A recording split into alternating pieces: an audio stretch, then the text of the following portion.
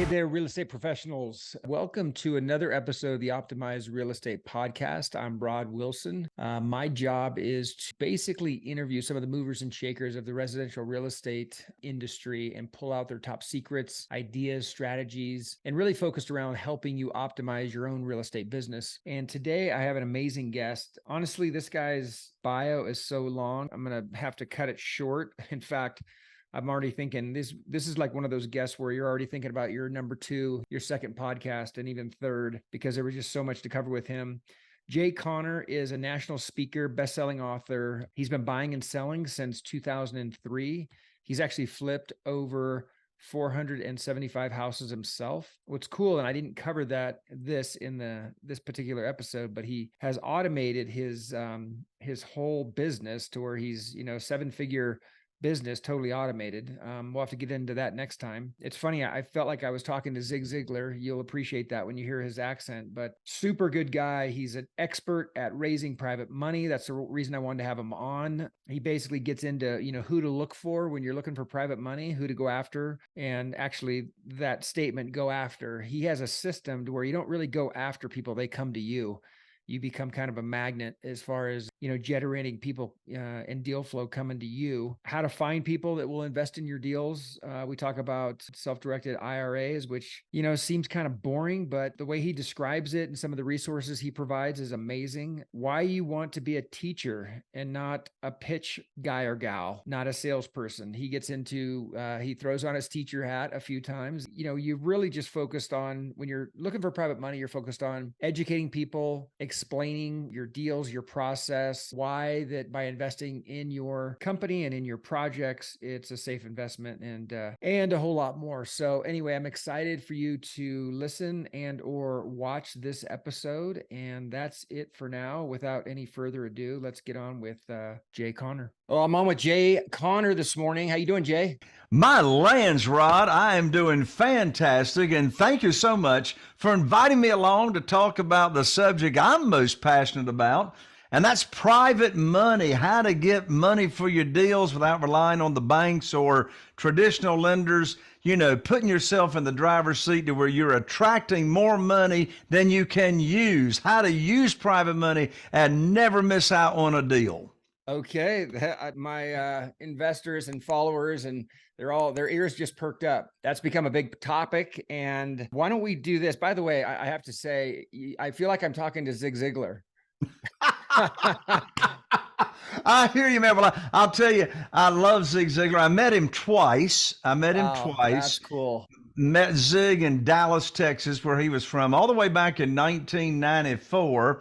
He was on this show called Dawn, D-A-W-N, which stood for Dynamic Achiever Worldwide Network, and they needed a studio audience. I said, hey, I'll be a studio audience participant. And then I met him in Raleigh, North Carolina in 2007 for the second time. He was on the Peter Lowe tour where they would do 15, 16,000 people in an arena. But yeah, I started listening to Zig Ziglar tapes when I was 24 years old, and I had most of them memorized. Of course, that was 40 years ago. Right. No, I had that program one of his programs as well. And I basically wore him out in my car, driving up and down it was in the Bay Area, up and down to San Francisco every day. We can go on forever on your background and experience, which is really, really impressive. But just to kind of cut things, relatively short, why don't you give us a little bit on your background? Sure. Well, I'm here in Eastern North Carolina, small market. Our total target market's only about 40,000 people here in this small market in Eastern North Carolina. My wife, Carol Joy, and I, we've been full-time investing in real estate since 2003. And so we do 2 to 3 deals a month, single-family deals. Most of them we fix and flip. I've done a bunch of buy and hold and rent-to-own sales in the past. But in this market today, my lands. So we do 2 to 3 deals a month in this small market. Our average profit right now is $78,000 per deal. And I don't say that to brag, Rod. I say that to make a point. You don't have to be in a big market to really make big money and significant income when you know how to find the deals, structure the deals, and you got the money lined up. So we started back in 2003. So what's my background? The first 6 years, 2003 to 2009, those first 6 years, All I knew to do, Rod, was rely on the local banks to fund my deals. That's all I knew. I never heard of hard money. I never heard of private money. In fact, I never heard about buying houses on terms. I never heard of subject to the existing note, seller finance, and lease options. I don't know any of that stuff the first 6 years. I was using my prior experience in the manufactured housing and mobile home business. So first 6 years, local bank. Well, I remember it, Rod, like it was yesterday. I picked up my telephone here in my office. Believe it or not, we still have handsets and cords here in North Carolina. I know that's hard to believe, but I picked up my telephone and I called my banker. His name was Steve. January 2009, I had 2 houses under contract when I made this phone call, and I learned like that, Rod, my line of credit had been shut down with no notice. I said, Steve, what in the world are you telling me? My line of credit is shut down. He says, Jay, don't you know we got a global financial crisis going on right now? I said, no, but now I got a financial crisis going on because these 2 houses represented over $100,000 in profit. And now I ain't got no way to fund my deal. So I hung up the phone and I asked myself an important question. So here's a writer downer. I asked myself, who do I know to help me with my problem? I tell you one thing, Rod, people drive me crazy that say, hey, look, you ain't got no problem. You got an opportunity. Don't make me throw up. I had a problem, right? I didn't have any way to fund those 2 deals. I was cut off from the bank. So I asked myself, who do I know? I love the new book that came out a couple of years ago by Dr. Benjamin Hardy and Dan Sullivan, Who Not How. So when I asked myself that question, I thought of Jeff Blankenship in Greensboro, North Carolina, a good friend of mine. He was investing in real estate back then. I called him up. I said, Jeff, the bank just cut me off. He said, welcome to the club. They cut me off last week. I said, well, how you going to fund your deals? He said, you ever heard of private money? I said, no. He said, you ever heard of self-directed IRAs? I said, no. He says, well, let me tell you about them. So he did. I hung up the phone from Jeff and I put my private lending program on steroids. Now, what I mean by that is I put a program together to where I was going to go around to people that I knew, had a relationship with, go to church with, people in my cell phone, et cetera. And I was going to teach them what private money was and how they could get high rates of return safely and securely. And so I did. I put my program together, and in less than 90 days, I raised $2,150,000 in funds available to fund my deals. So you know what, Rod? That was the biggest blessing in disguise I've ever had in this business. I mean, those first 12 months of losing my line of credit at the bank, we tripled our business. You know what was going on back there. Foreclosures were everywhere. The banks weren't lending money. You had to have all the cash to buy those foreclosures. And so because of private money, we tripled our business, got to pick and choose which deals we wanted to do. And since that time, we've never missed out on a deal for not having the money. Wow, we could go deep. I experienced some similar pain, but didn't have the epiphany that you had, unfortunately, because like you said, you came up against a problem and you just go attack it and come up with a solution, and you did. So the thing that comes to mind, I guess, for my listeners that would be really interesting to hear is, I personally, like I almost think going to and this is maybe my sales background, I can go to a third party all day long and just pitch away. Friends and family were always hard for me to go to. So I guess the first question is, how would you approach them? What was your overall approach? What was the pitch? How'd you do that? Yeah. So I didn't know what I was actually doing. I mean, I actually have a name now for what I did. So I'll tell you what I did, how I got my very first private lender, what I said, and now what I call it, because I now, when looking back, I know what I did. So my wife, Carol Joy, she's from Texas, by the way. So we're very involved in our local church, been going to the same church, Church of Christ on Barber Road here in Morehead City since 1988. And so I had these 2 deals under contract, and Jeff, my friend, told me about private money. I studied it. So I had my program put together. So it was Rod, it was on a Wednesday night Bible study. Carol Joy and I get there to the church building a few minutes ahead of time. And I walked up to a gentleman that I had known for a while. Let's call him Frank. And so I walked up to Frank. And here's exactly what I said to Frank. I said, Frank, I got something I want to talk with you about confidentially. could we get together for a few minutes after Bible study? He said, well, sure, Brother Jay. So we sit down for Bible study Wednesday night, 7:30 here in Morehead City, and Bible study's over. And so next thing I know, Frank has almost run over to me because we sat on the other side of the auditorium at church. He came over to me. He says, now, Brother Jay, what you want to talk about? You see, the last hour, all he'd been thinking about this confidential thing I wanted to talk to him about. Right. And so he's running over here to what's this confidential thing. So I said, well, let's come down here in the nursery, shut the door, and we'll visit for a few minutes. So we went in there, and Rod, here's exactly what I said to Frank. I said, Frank, you know everybody in this town. And he did. He was the original Zenith television dealer in Morehead City, North Carolina. Now, for you listeners, if you don't know what a Zenith television dealer is, that means you're too young and you don't remember life without Walmart, okay? Right. When you bought your television from the Zenith television dealer back then. So anyway, I told him, I said, Frank, you know everybody in this town. He was an entrepreneur. He was retired. He was very involved in the Rotary Club. He was an elder in the church. He was a leader, spiritual leader, all that.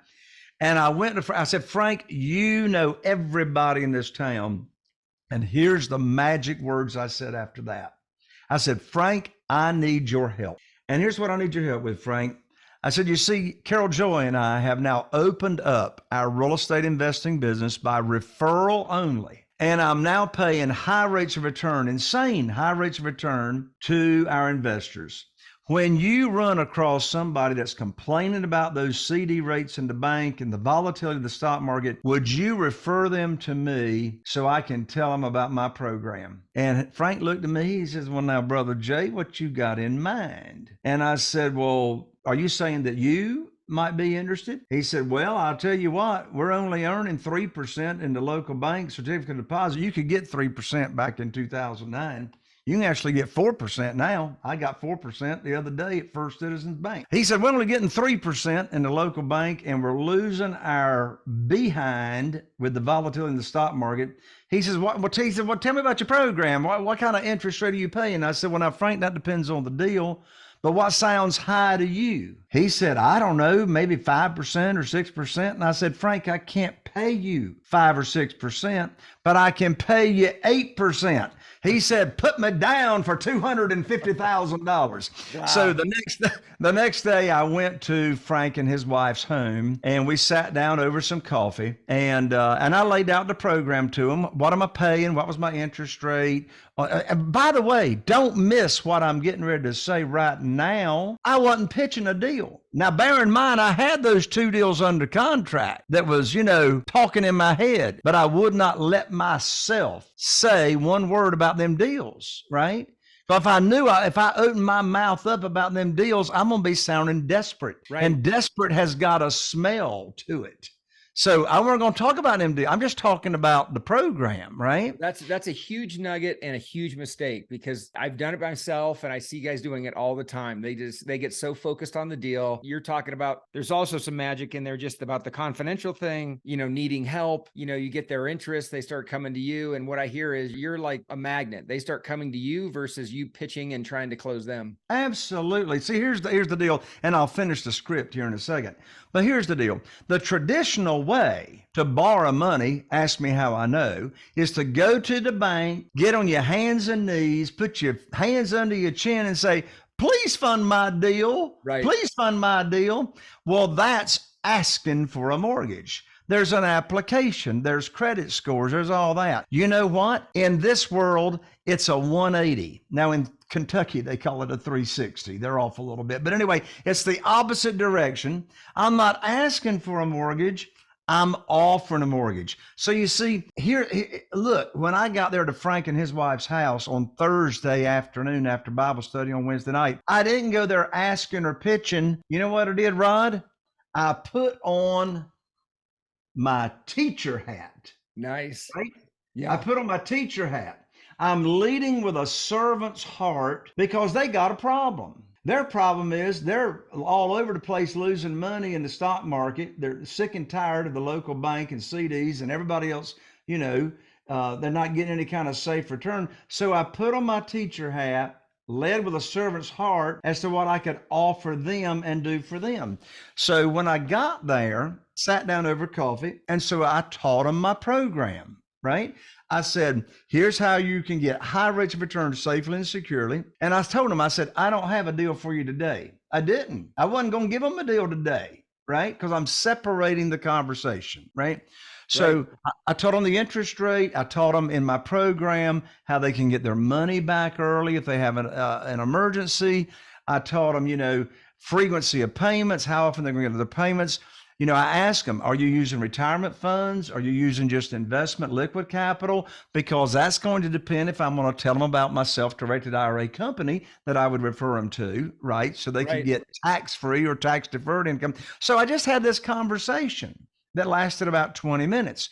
By the way, new private lenders always have more than they tell you, right? So we started out with $250,000. So they gave me a verbal. Here's how much we got, right? I said, well, and listen, don't miss this. And I said to him, I will put your money to work for you just as soon as I can. Well, they just had $250,000 in investment capital. They didn't have to move retirement money over to a self-directed IRA company. They just had $250,000 burning a hole in their no interest bearing account at the bank. And so I let a few days go by. I still got them 2 deals under contract, right? I let a few days go by and I called them up. And here's exactly what I said to Frank. So I got on my receiver here, my hand receiver, got on the phone here. I said, Frank, I got great news for you. I can now put your money to work. And here's exactly what I said. I said, I got a house over in Newport with an after repaired value of $200,000. The funding required for this deal is $150,000. So Frank, I can't use all of you $250,000. They told me they had $250,000. I said, I can't use all you $250,000. I said, but this is a $150,000 deal. So you can put $150,000 to work, and closing is going to be next Tuesday. So you'll need to wire your funds to my real estate attorney's trust account on Monday. I'm going to have my real estate attorney, Julie, email you the wiring instructions, and you can have it there by Monday. End of conversation. I didn't ask Frank if he wanted to do the deal. That's the most stupid question in the world I got to ask him. Of course he wanted to do the deal. Right. He loves the program. He's been sitting by the telephone waiting for the phone call because I told him, I'll put your money to work for you just as soon as I can. So I call him up with great news. I can now put your money to work. And so we did. We closed on that deal. And so you see, there's no pitching in this. You're serving, you're educating. Now, this is in your warm market. Don't miss that. Where did I talk to Frank? I talked to Frank at church, right? Frank could have been at the Rotary Club. Frank could have been at Business Network and International. Frank could have been at the Chamber of Commerce. Frank could have been at SCORE. Frank could have been anywhere that he and I already knew each other. Don't miss that. So that's the warm market, right? But you got all these other private lenders that are existing private lenders. They're already loaning money out. Well, you don't have to put on your teacher hat, right? You ain't going to teach them your private lending program. You're going to reach out to them, network, and find out what they are accustomed to getting. Well, where in the world are you going to find them people? Well, let me let you in on a little secret. That's called self-directed IRA companies. Now, if you don't know about self-directed IRA companies, talk to Rod, because Rod can tell you all about self-directed IRA companies. I got one in particular that all my private lenders that are using their retirement funds have got their funds over there, and I get my deals funded in 3 days from that particular company. But you see, these people, existing private lenders, they already know the deal, right? They're already loaning out. Now, I got an interesting statistic for you that you might not know. Did you know that over 70%, in fact, 71% of this particular self-directed IRA company, 71% of account holders that have an account at a self-directed IRA company want to loan money to you, the real estate investor, right? They want to be in real estate, but they don't want to go find deals. They don't want to negotiate deals. They just want to sit back and watch their money grow, right? Passively on automatic. And here's something interesting. I know one particular, so you just need to research this a little bit, unless Rod wants me to tell you. But anyway, There's one particular self-directed IRA company that the fourth Wednesday night of every month at 7:30 p.m. Eastern Time has a Zoom meeting open to whoever wants to come. Okay. Now, I'll tell you who comes to that meeting. Their account holders come to that meeting that have money burning a hole in their account because they ain't earning no money sitting there in the account. And so now us real estate investors come there, and they put you in breakout rooms on Zoom, and you all get to meet with each other, right? Now, you're not going to teach them your private lending program there, like I did to Frank and his wife, right? We're just going to network, get to know each other. You're going to find out, what they're accustomed to getting. Y'all can do business, one-on-one there. So private people in your private warm market. Hey, listen, Carol Joy and I right now, we've got 47 individuals, private lenders that are funding our deals. And you know what's interesting? Not one of them had ever heard of private money or self-directed IRAs until I put on my teacher hat. Yeah. And I started teaching them about that stuff. And here's another write or down or actionable item. If you want to get private money, by the way, 87% of for sale by owners will not sell to you creatively. You got to have all the cash. If you don't have private money, you're missing out on 87% of the FSBO deals out there.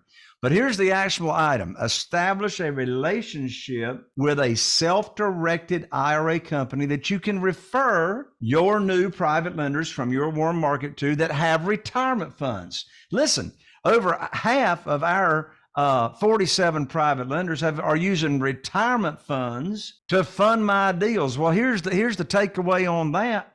If you don't have a relationship with a self-directed IRA company that you can refer your new private lender to that's got retirement funds, you're going to miss out on over half the money. Before COVID, there was $18 trillion in cash sitting on the sidelines. And now today, $31 trillion in cash sitting on the sidelines. And look, it's our moral and ethical responsibility to relieve them of their problem. There you go. Yeah. No, that's a whole mindset shift. So if you don't mind, I'm curious if you don't mind sharing, what does the returns, I know it's probably dictate a little bit about the deal. I don't know, maybe not the profit of the deal or whatever. If someone's doing, we do have a lot of investors that do multifamily, larger, projects. As I explained, my audience anyway is pretty focused on single family, a lot of single family, whether it's fixed flip, buy. Well, me too.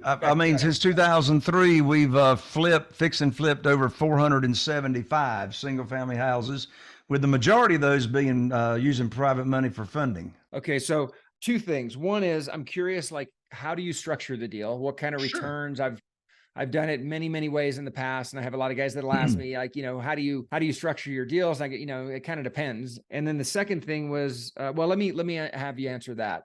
Sure. So the structure is real simple. First of all, and I've done this for years, every private lender gets the same deal. I don't mean the same property. I mean the same program, right? Yep. So here it is. Here it is today. 8% in first position, 10% in a junior position, no points, no fees, no extension fees. Maximum loan to value is 75% of the after repaired value. I did not say 75% of purchase, 75% of the after repaired value. Of course, I'm buying properties at 50% of the after repaired value. The length of the note, 2 years if it's just liquid investment capital, 5 years if they're using retirement funds. Frequency of payments, if it's investment capital, I leave it up to them. I got elderly private lenders that need the monthly income. Right. They don't want to touch their principal, but they need that monthly income that they want to live off of. I got some private lenders using just liquid investment capital. I don't make any payments till I cash out. I just let the interest accrue. Some I'll do quarterly. Now, if they're using retirement funds from their IRA, moved it over to a self-directed IRA, I ain't going to make monthly payments. That's stupid. And the money's not going directly to them. It's going to the retirement account. So we'll either make quarterly payments or semi-annual, right? Okay. I don't want anything past semi-annual because I just don't want to cough up that big of a check. You go into the retirement, right? Now, There's a caveat to that. If I have used the retirement funds and I'm going to be selling it on rent to own, then if I got money coming in per month, I want money going out per month, right? Right. But most of the time, if I'm doing a flip, if it's retirement funds they used and it's a self-directed IRA, it'll be quarterly or semi-annual, and I let them choose. I mean, it really doesn't matter. I'm not going to pay any more money. It's just a matter of how often their retirement account gets it. So here's the easy answer. It comes down to their objectives. Okay. And so you basically, there's no giving them a portion of the upside of the profit. It's a straight interest rate. Yeah.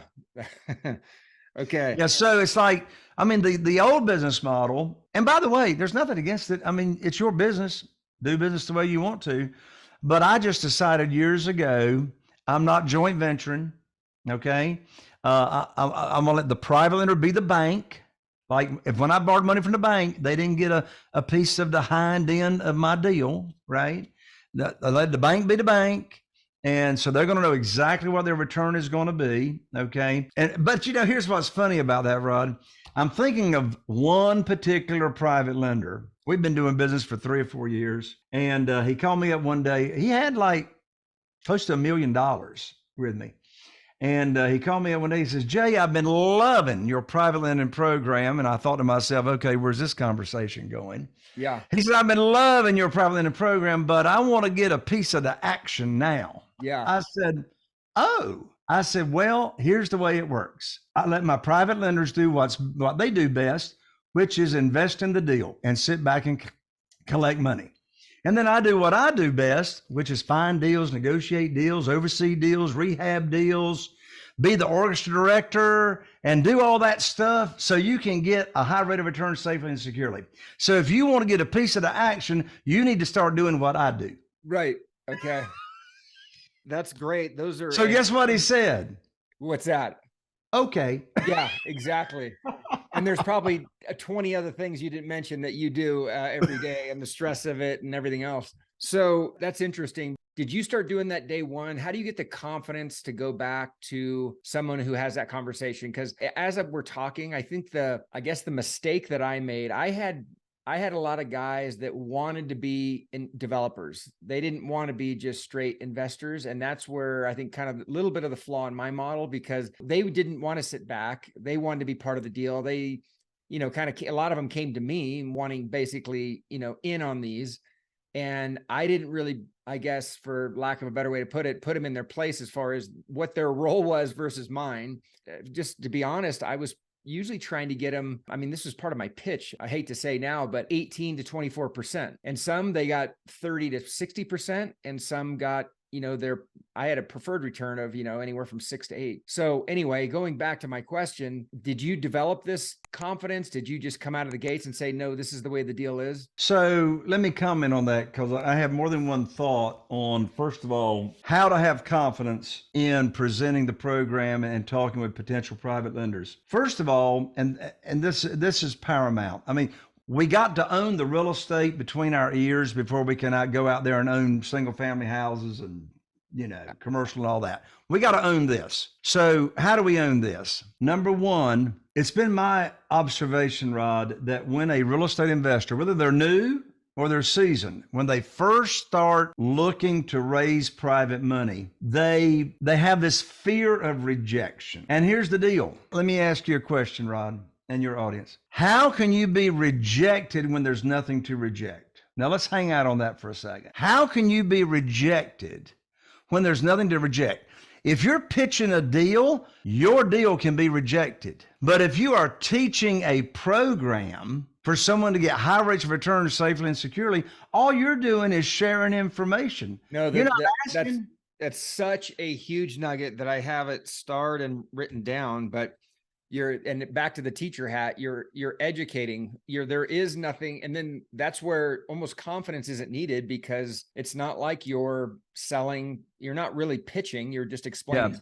Yeah. So here's a big writer downer, quote unquote, service, not sales. Service, not sales. I ain't selling nothing. I'm serving, right? And so that's number one. You cannot be rejected if you're not asking anybody for anything, right? You're sharing your teaching, right? Number two, How are you going to be confident? You better know your program. You see, it's your program, right? Now I'm talking about raising and attracting money. And by the way, which is easier, attracting or chasing, right? We ain't chasing nobody. I'm not selling, persuading, pitching, talking to anybody. No, I'm not selling, I'm attracting, right? And so you better know your program. I mean, that's what you're teaching. You're teaching your program. And of course, my program is all laid out in my book that all you got to do is just duplicate, right? You just teach the program. That's what you're sharing. So how do you get confident? Big one word, preparation. Preparation, right? So you got to know the program. And look, it's not that difficult, for goodness sakes, right? I mean, if you can read, you can teach the program, right? So know the program, right? Another thought that comes to mind, how to be confident. If you're a brand new real estate investor, you may be thinking to yourself, well, Jay, for goodness sakes, I might know the program, I might be all confident, but who in the world is going to loan me money and I ain't never done a deal before? Right. Well, here's the answer to the question, and write it down. If you don't pay the private lender, the property does.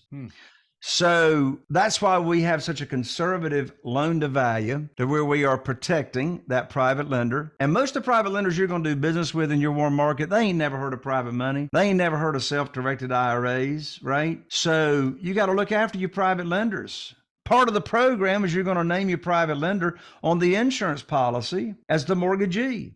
So God forbid if that thing burns down or there's a claim, their name is on the check, just like your entity. They are protected. I'm going to name them on the title policy as an additional insured. So confidence. You're going to be looking after the private lender. You're going to lead with a servant's heart. You're going to put on your teacher hat, share the program. And I tell you what, you're going to have a problem just like I did and I still do today. You're going to have more money than you can use.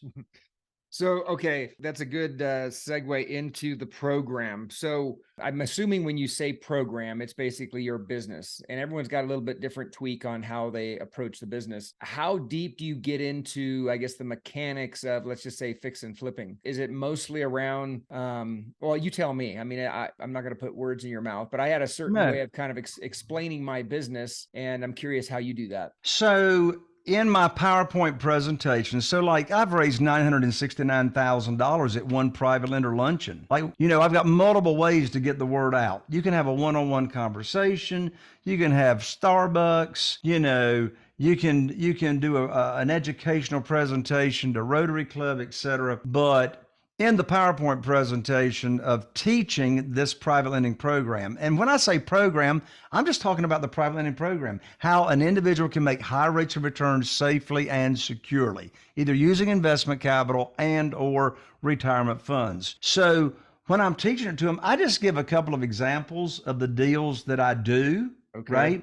But as far as my business model and how I find deals and how I oversee deals and how I do business with general contractors and the marketing that I use to find deals, they could care less. All they want to know is, am I protected? How can I get my money back in case of an emergency? And how much money are you going to pay me? That's all they want to know, right? I've learned the hard way over the years, when I talk too much, things do not go well. Keep it simple, and talk from their perspective. What do they want to know? How much can I earn? How am I protected? And what happens if I need my money back? And so the third one, what happens what's the response to that one? Because obviously the first one, they're secured, they're in first position, they're insured, they're buying at 50% loan to value, so that all makes sense. I'm curious how you would address someone who need their money. So if they are loaning me money, just investment capital, I put in the promissory note a 90-day call option. And what the 90-day call option is if they have an emergency come up and they need their funds back, all they got to do is give me a 90-day notice that they need to call the note due. Now, if they were investing their money in the bank, there would be a penalty involved in that on calling a CD due early. But I want to do business, keep it simple. I don't charge any kind of penalty. I say, look, if you need your money back, I know you don't want it back because where else are you going to get these high rates of return safely and securely? But if life and circumstances happen sometimes, you might need your money back. Give me a 90-day notice. That gives me more than enough time to replace your private money with another one of my private lenders' money and go ahead and cash you out. In the real world, Rod, since 2003, you know how many 90-day call options I've had actually called? 0. Two. Okay. Actually, two. And both of them were $30,000 notes that I'd used for rehab money. And both of them were medical situations, medical emergencies that they needed the money for. But in the real world, I mean, look at all these years, right? Right. They don't want the money back, right? Yeah. I mean, where are they going to put it? And by the way, if they're funding a deal using retirement funds, I do not give a 90-day call option because that money's not going back to them directly. That's their retirement money. Right. Okay. Well, I know we're getting close to running out of time here. This is always something that comes up. And again, I hate to even ask this of you because there's so many, different ways I can go with this, but you've done a lot of deals. Inventories have been tight for a while and have gotten tighter. And I think they're going to remain tight. Where do you find your deals? Where do you find these 50% deals? Absolutely. So here we go. Google pay per lead. I don't do pay per click. I do Google pay per lead. So I've got 3 different companies that I pay to where people go online and they're searching, buy my house, sell my house, fast, all that kind of stuff. So Google, right? So I use Google. I also use Facebook paid ads. So I've got 2 different Facebook campaigns that I run every day. One is called the distressed seller campaign and the other is the generic campaign. And so these are Facebook ads that just show up in people's Facebook newsfeed here in my zip codes, right? It's a picture of me standing in front of a plain Jane bread and butter house here in our area, and I'm holding a yellow sign that says "I buy houses." Right? I buy houses, full price, and the phone number that goes to my answering service 24 hours a day. I then have mine and Carol Joy's foreclosure system that we've been developing ever since 2004. We track every foreclosure. I'm talking not pre-NOD. I'm talking they're actually in foreclosure. The substitute trustee's been hired. So we track every one of those files on public record. We've got 8 sequential letters that we mail to these people. Again, this is all about serving, not looking to take advantage of anybody. When they respond to our letters, I actually ask them, or my acquisitionist does now, ask them, do you want to keep your home? If they say yes, and we can give them an idea as to how they can get a loan modification or a deferment, program, and we can help them keep their own home, then that's fantastic. Nothing in it for us directly, but I know this, it's all about sowing. It's not about the reaping. Law of reciprocity all comes around. But our foreclosure system, and so those are the main ones right there. Facebook ads. We don't drive for dollars. I've never driven for dollars in my life. It's great, if you're on a budget and you can't invest money on marketing, then drive for dollars, of course. I got a good friend that is the creator of DealMachine.com, David. But if you're driving for dollars, you can use those methods as well. But those are the methods that we use every day to consistently get our 2 to 3 deals a month at $78,000 profit each. That's amazing. No, thanks for that. And I know we need to wrap up. A couple more things for you. You mentioned a Zoom call for retirement funds, I guess people that manage retirement accounts, right? Yes. IRAs. Do you mind sharing that? Oh, of course. I'm glad to share it. So the name of the company is questtrust.com out of Houston, Texas. www.quest, Quest, and then trust.com, Quest Trust. I've had all my private lenders with their retirement funds with them for probably 7 years now. Their customer service, hands down, is the best. As I said, my private lenders have got their funds there. I get my deals funded in 3 business days. That's amazing. Okay. Huge nugget there. And by the way, it's Quest Trust that has the networking event the 4th Wednesday night of every month, 7:30 p.m. Eastern. Just go to their website. You'll see at the top of their website the networking event on the 4th Wednesday night of the month. Okay, perfect. So I guess in closing, I've got a ton of notes and probably 20 more questions, but in wrapping, we can always do part 2. Yeah, I think we're going to have to, because there's a lot on here, and yeah, your bio is significant. There's so many things that sounds like you've perfected, and you've got, programs and books and everything else. So number one, how can people find you? Where's the easiest way to find you? Sure. So you can find me and follow me on my podcast, which is Raising Private Money. Imagine that. Raising Private Money with Jay Conner, Conner. Whatever your platform is for podcasts, iTunes, Spotify, whatever it is, you name it. Just search for Raising Private Money with Jay Conner. And guess what? I have amazing guests on there all the time. And I interview them on how do they raise private money, right? How do you start conversations with people that you don't even know that's going to attract money? And of course, you can find me at jconner.com, my website. We actually have our phone number there on the website. And you may find it very hard to believe, but when somebody calls us, we actually pick up the phone and answer the phone. I know that's what a amazing. concept. What a concept, but we do pick up the phone. And you can also connect with me. You can get my book. My book, $20 on Amazon. You can get it free at my website, but the name of the book is Where to Get the Money Now. This is not an ebook. You can't even download it. We ship it to you in the mail.